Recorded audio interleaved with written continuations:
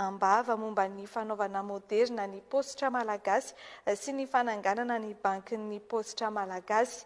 Izany no natao dia mba hametrahana azy ho ara-dalàna sy manara-penitra raha io tatitra io.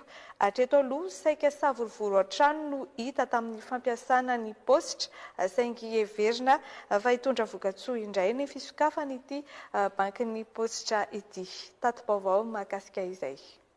Ho fampanarahan-dalàna sy ho fampirindrana ny asan'ny positra malagasy dia hametrahana banky ny anivon'ity rafitra ity. Efa nahazo fankatoavana tamin'ny filan-kevitry ny minisitra farany izany. Efa vonona tanteraka amin'ny fametrahana izay bankin'ny positra izay avokoa ireo mpisehatra eo amin'ny positra rehetra tahory ny fahazahoan'ny fankatoavana. Heverina izy tombontsoa maro lafo ny fisian'ity banky ity, hanamora ny fampandehanan-draharaha rehetra ao amin'ny positra ihany koa ny tetika sarany fanazavana. Hitatsika fa na ny fametrahantsika n'io karta hipoketra io na ny fandoavantsika n'ireo fanaovana paiement digital amin'ny bourse mpianatra ny atoato dia isehatra ny fandoavana ny pension be antitra koa tsika amin'ny alalan'ny karta hipoketra.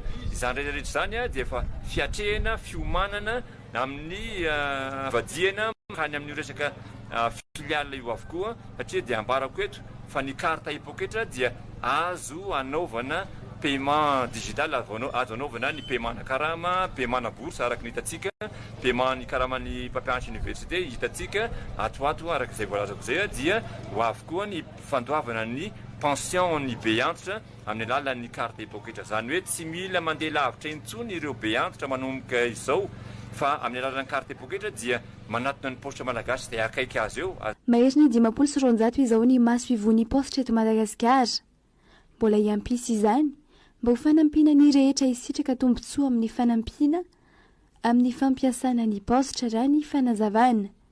Izao no natao dia mba hanamora ny fandraisana vola ho an'ireo mampiasa ny positra na eto an-drenivohitra izany na ny any ambanivohitra. Hiatra amin'ny volana jona ho avy izao ny fampiasana ity bankin'ny positra ity raha ny fanazavana hatrany.